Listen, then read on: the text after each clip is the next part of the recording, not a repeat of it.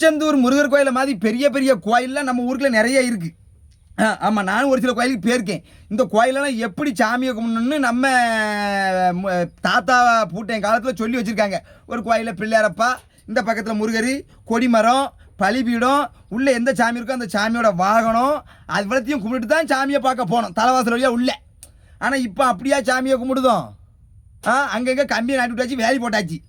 சாமியை கும்பிட்டு எந்த வாசல் வழியாக வெளியே போகணுமோ அந்த புற வாசல் வழியாக தான் உள்ள சாமியை கும்பிட்டு அனுப்புதாங்க. சாமியை கும்பிட எந்த தலைவாசல் வழியாக உள்ளே போகணுமோ அந்த தலைவாசல் வழியாக தான் கழுத்தை பிடிச்சி வெளியே தள்ளுதாங்க.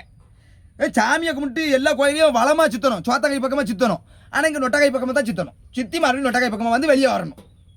இப்படிலாம் சாமியை கும்பிட்டா நமக்கு பாவம் தான் வந்து சேரும். இந்த பாவம்லாம் ஏழையில் ஜென்ம எடுத்தாலும் இந்த பாவம் தீராது. நம்ம கஷ்டத்தை புறவாசல் வழியாகவே உள்ளே போய் சாமிகிட்ட சொன்னாலும் சாமியும் காது கொடுத்து கேட்காது.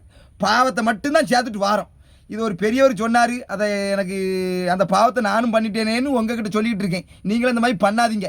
இப்படி பண்ணி சாமி கும்பிடணும்னா வெளியே கோவரத்தை கும்பிட்டு வாங்க. இல்லைன்னா கோயிலுக்கு கிளக்கூடி ஒரு தொண்டு போட்டிருக்காங்க, அந்த தொண்டில் போய் நின்று சாமியை கும்பிடுங்க. எல்லா கோயிலையும் தான் சொல்லுது. பெரியவங்க சொல்லி வச்ச முறைப்படி சாமி கும்பிடுறதுக்கு வழி இல்லைன்னா போகாதீங்க, கோவரத்தில் கும்பிட்டுட்டு வாங்க. எந்த பிரச்சனையும் இல்லை. என்ன முன்னால் 10 வருஷத்துக்கு முன்னெல்லாம் திருச்செந்தூர் சாமியை சும்மா பார்த்துட்டு வந்தோம்.